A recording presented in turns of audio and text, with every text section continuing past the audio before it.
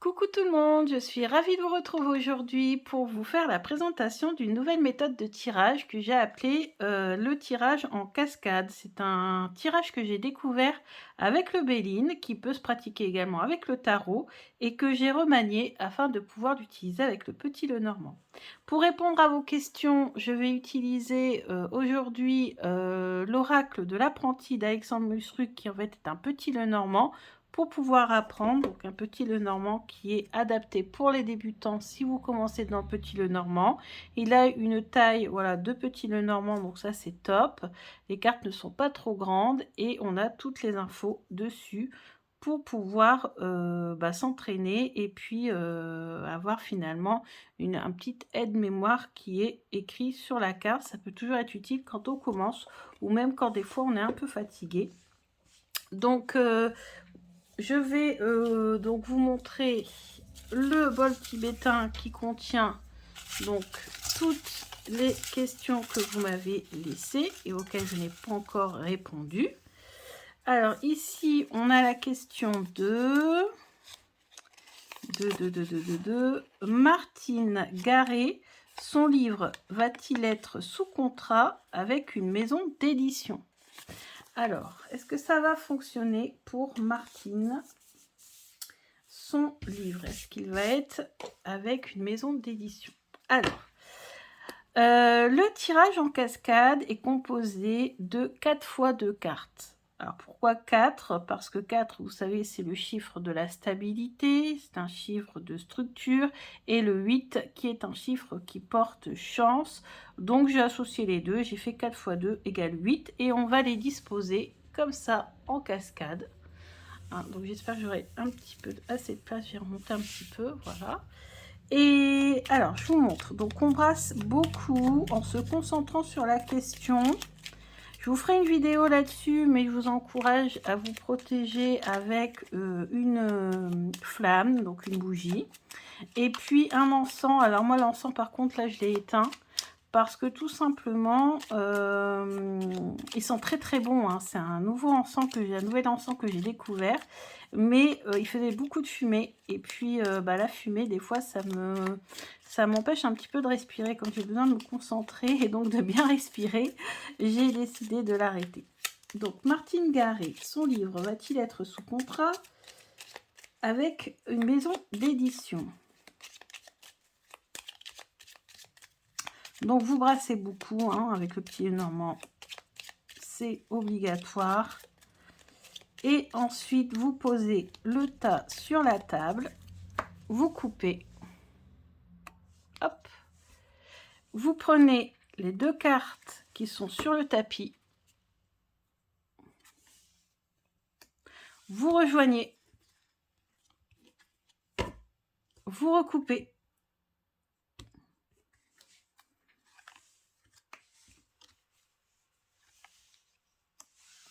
vous rejoignez, vous recoupez une 3e fois. Vous avez vu comment je les dispose hein, en cascade. Je rejoins et je recoupe pour la dernière fois.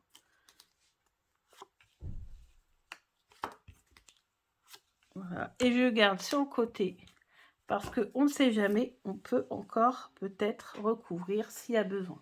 Alors juste, je vais remonter davantage les cartes pour que vous les voyez bien, parce que là, vous ne voyez pas la dernière ligne. Hop. Donc voilà. Hop, hop, hop. Voilà, impeccable. Alors, comment on s'y prend? On retourne toutes les cartes. Parce que au départ, je retournais 2 par 2, sauf que le problème, c'est qu'il faut avoir une vue d'ensemble. Sinon, on peut faire des contresens, et ça m'est déjà arrivé. Donc maintenant, je retourne toutes les cartes. Je me concentre sur sa question, parce que des fois, on a déjà des messages qui nous viennent quand on retourne les cartes. C'est comme quand on retourne les cartes du grand tableau. Moi, j'ai déjà des infos, en fait. Je vois déjà des infos et déjà des infos qui me parviennent. Donc là, c'est son livre à Martine. Va-t-il être sous contrat? Vous avez peut-être remarqué comme moi que le livre qui est ressorti, ça c'est important. Parce qu'on est quand même sur la question d'un livre. Est-ce qu'il va être sous contrat avec une maison d'édition? Alors, on y va. Et bien ici, moi, je vois l'association des deux cartes. On a maison, on a souris. Alors, moi ici, je vois forcément avec maison, la maison d'édition. La maison d'édition ici qui est représentée. Avec les souris, on nous montre que voilà, c'est pas forcément facile, c'est pas forcément simple avec cette maison d'édition. Je ne sais pas si elle est en lien avec plusieurs maisons d'édition, mais c'est ce que cette association de cartes pourrait nous dire. Parce que les souris, ça représente la multiplicité. Donc peut-être qu'elle est en contact avec plusieurs maisons d'édition, c'est ce que ça voudrait nous dire. Ou alors, ça veut nous dire que dans une maison d'édition, ils sont en train un peu de chipoter, un peu en train d'essayer d'aller dans les détails ou en train d'essayer de créer un contrat qui pourrait leur donner plus d'avantages. Donc là, voilà. Donc là, je ne sais pas s'il y a plusieurs maisons d'édition contactées. Donc à voir. Ici, on a la question, est-ce que le livre va être sous contrat? Bien sûr que oui, parce qu'ici, on a le livre et on a le contrat avec l'anneau. Donc oui, en effet, ici, regardez, c'est même marqué ici dans les mots-clés, contrat, engagement, à propos du livre. On va regarder après, vous savez, les cartes qui sont l'une au-dessus de l'autre. On va continuer. Ici, le livre. Alors, le livre, on nous parle de charge, de devoir, de destinée, donc de sacrifice, de souffrance, de difficulté. Moi, ici, je ressens plutôt les sacrifices. Ce qui sera en lien avec cette carte-là, puisque peut-être qu'on va demander à Martine de faire quelques modifications, quelques changements, ou peut-être qu'elle va avoir un contrat, mais qui va devoir faire quelques sacrifices pour pouvoir éditer son livre. En tout cas, ici, on nous parle d'un nouveau départ. Donc peut-être qu'en ayant fait ces sacrifices, en ayant négocié le contrat, il y aura un nouveau départ, donc il y aura vraiment une signature. Ici, on a l'arbre et on a le public. Donc moi, je pense que son livre sera édité. Et d'ailleurs, il aura peut-être son succès, son petit succès, puisqu'avec arbre, c'est la croissance, c'est florissant. Et le jardin, c'est le social, tout ce qui est public.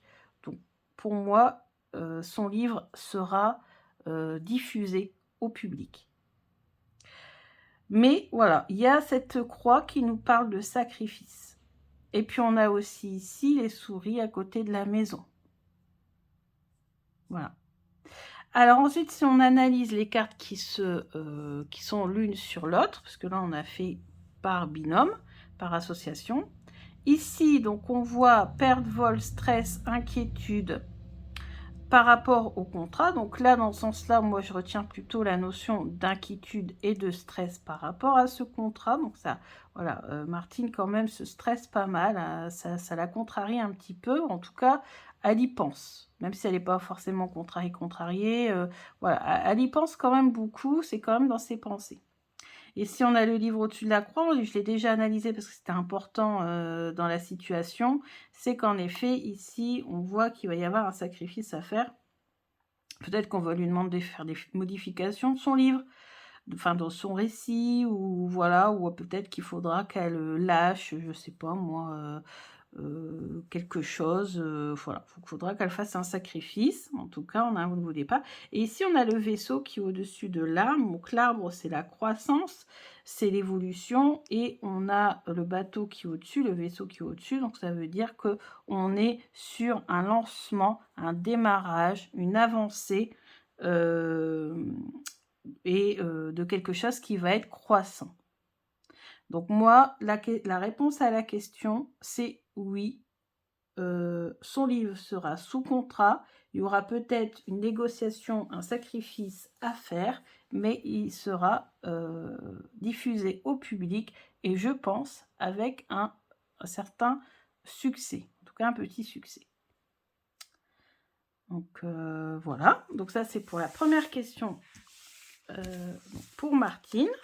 On va reprendre. Donc vous voyez, j'ai même pas eu besoin finalement de rajouter des cartes. Ça m'a totalement parlé. Donc je vous encourage aussi, avant que vous fassiez un tirage de cartes, c'est ce que j'ai fait juste avant. Donc je vous ai dit, à tout le travail préparatoire, l'encens, la bougie, etc. Depuis que je fais ça, je suis beaucoup plus centrée et du coup j'arrive beaucoup mieux à capter les messages.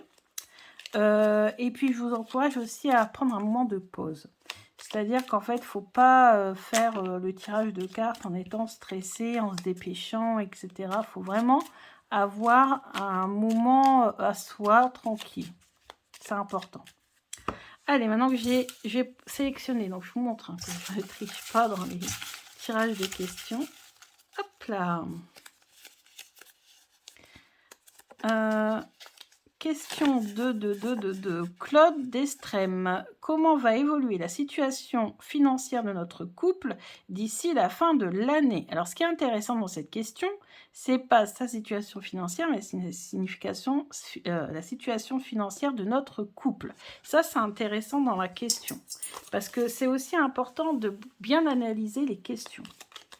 Alors, pour Claude, son couple, est-ce que la situation financière de son couple, comment la situation financière de ce couple va évoluer? Donc forcément là on a une question qui commence par comment, donc on aura peut-être davantage d'informations du pourquoi, comment, la situation actuelle. Si monsieur ressort, donc ça sera plus en rapport avec le conjoint. Si c'est madame ressort, c'est plus en rapport avec Claude, etc. Ou avec madame, je sais pas d'ailleurs. Peut-être que Claude c'est masculin ou féminin, peu importe. Et donc bref, voilà, les conjoints. Alors, je coupe. Hop. Évolution de la situation financière du couple de Claude Destrem. Ouh, on a les oiseaux qui s'y retournent et je la garde. Hop. Hop.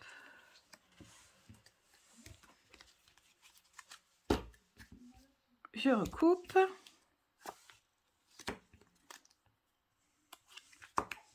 Et je recoupe.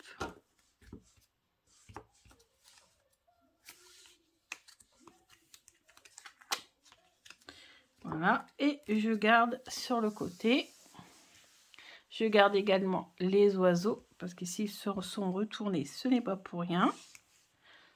Voilà. Alors, donc on y va. Évolution de la situation financière du couple. Évolution, situation financière du couple.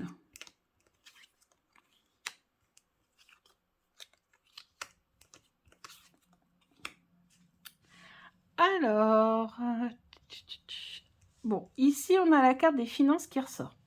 Donc ça c'est génial puisqu'on est en plein dans la question. Donc ici, moi je vois au niveau financier de la tranquillité, de l'harmonie.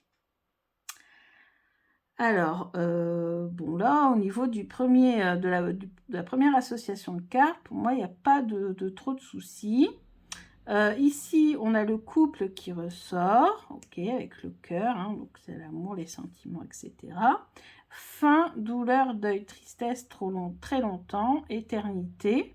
Alors, qu'est-ce que ça sous-entend, ça? Est-ce que ça veut dire qu'au niveau sentimental, il y a... en fait, ça fait un bon moment que Claude est en couple, parce que ça peut vouloir dire ça, et que du coup, ils ont acquis une certaine maturité.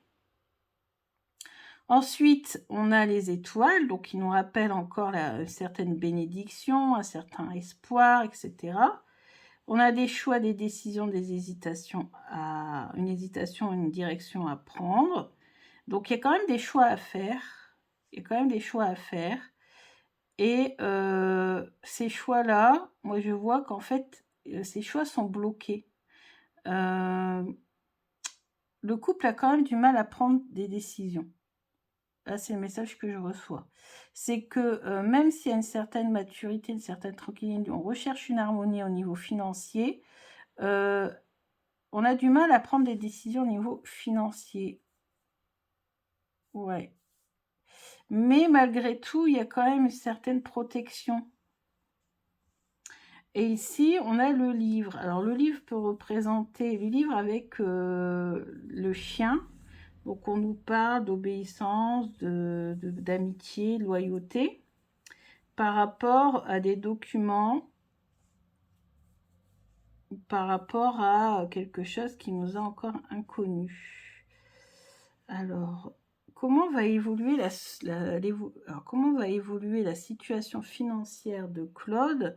Moi, je pense quand même qu'il y a un blocage. Et le blocage, moi, je le vois ici.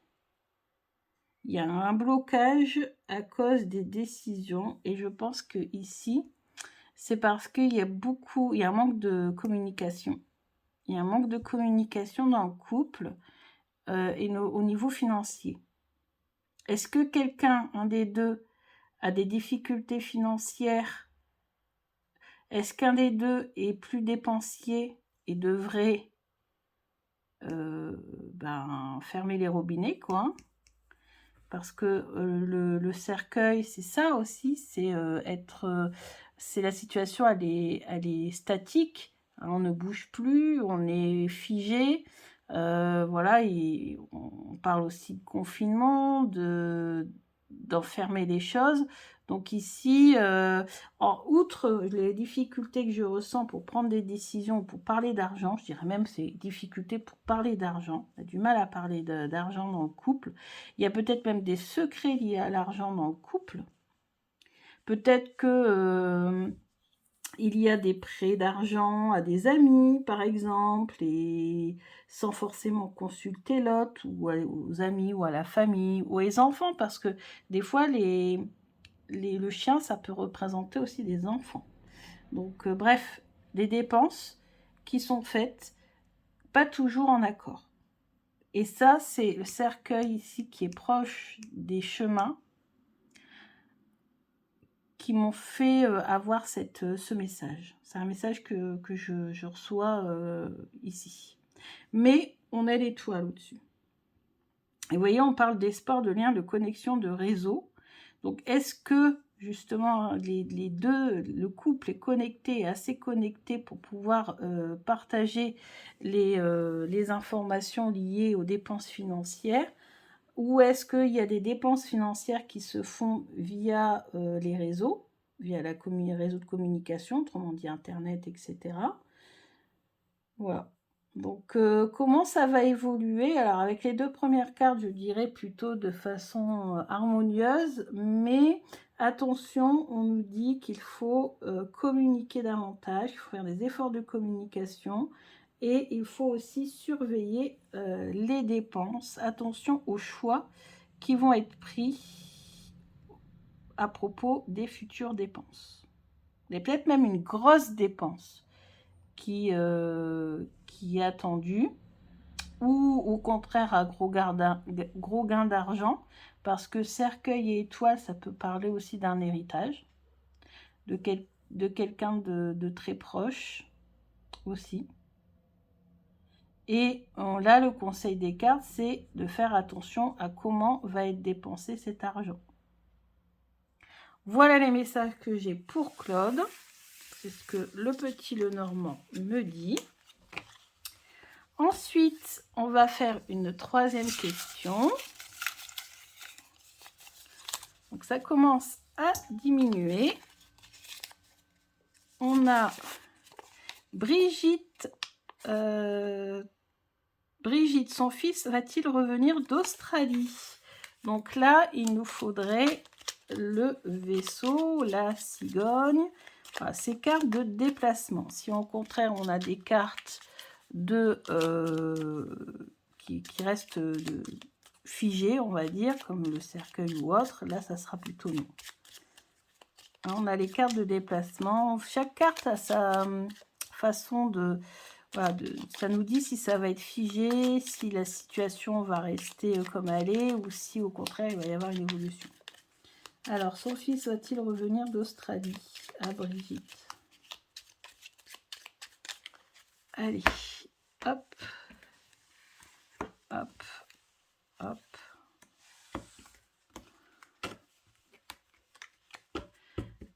Est-ce que son fils à Brigitte, pardon, va revenir d'Australie?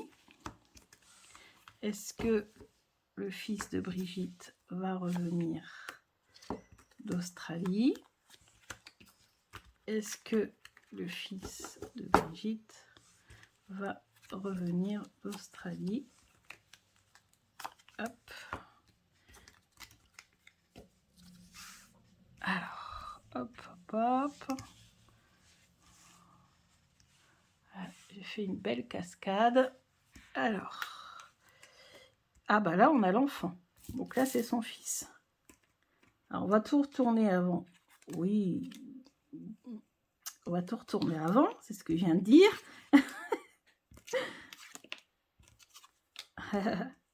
Et, vous voyez, quand on retourne les cartes,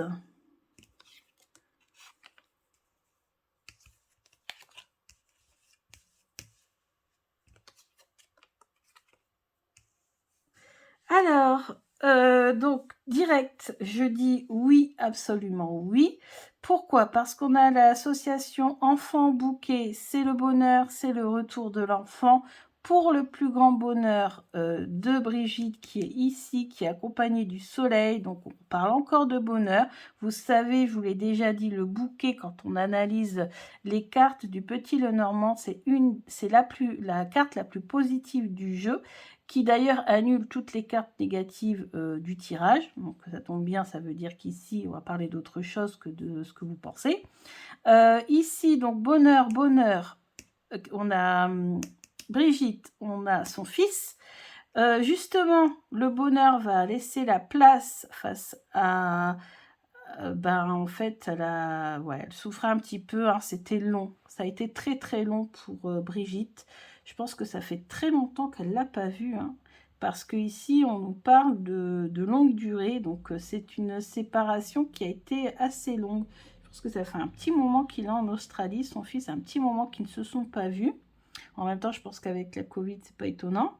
Surtout que l'Australie a été quand même assez enfermée voilà, hein, sur elle-même, enfermée sur elle-même. Et donc, on voit que pendant un bon moment, il va rester, hein, parce que ici, on parle de rester dans la maison. Il va dormir, il va se reposer, il va dormir, il va s'installer dans la maison pendant un bon petit moment. Hein, parce que ça nous parle quand même d'une période assez longue. Peut-être un mois, voire plus. Voire plus peut-être. Voilà. Et ici, on voit plutôt le canapé, le lit. C'est le cercueil. Hein. Vous savez, le cercueil, c'est pas que le cercueil. Hein.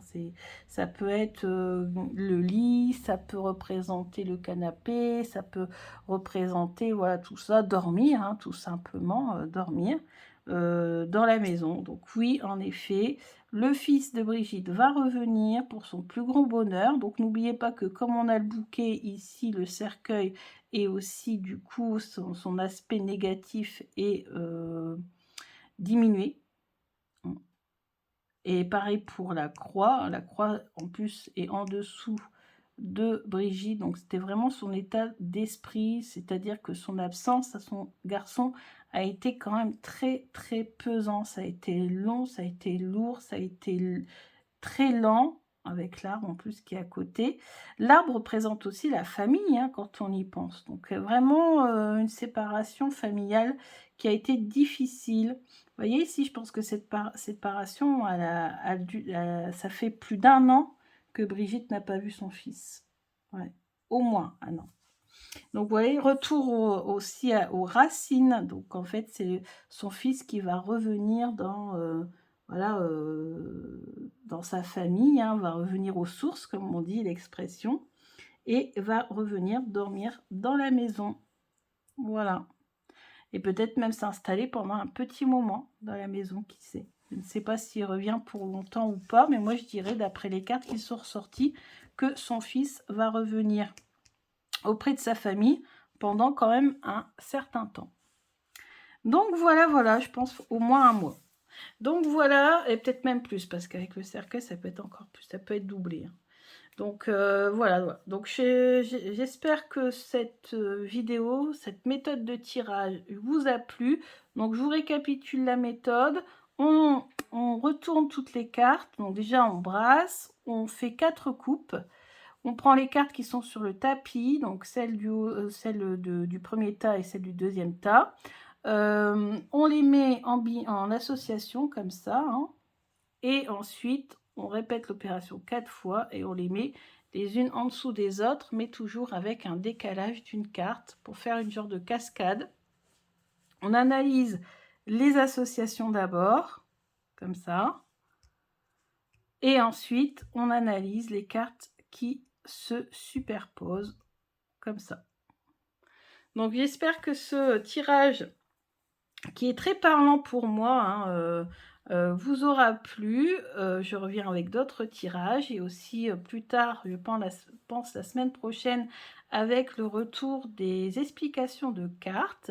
Je vais aussi vous faire pas mal de guidances. Et ouais, j'ai envie de refaire des guidances, j'ai envie de réutiliser mes jeux, de vous faire des tirages, des guidances générales et intemporelles. Comme ça, les vidéos gardent toujours...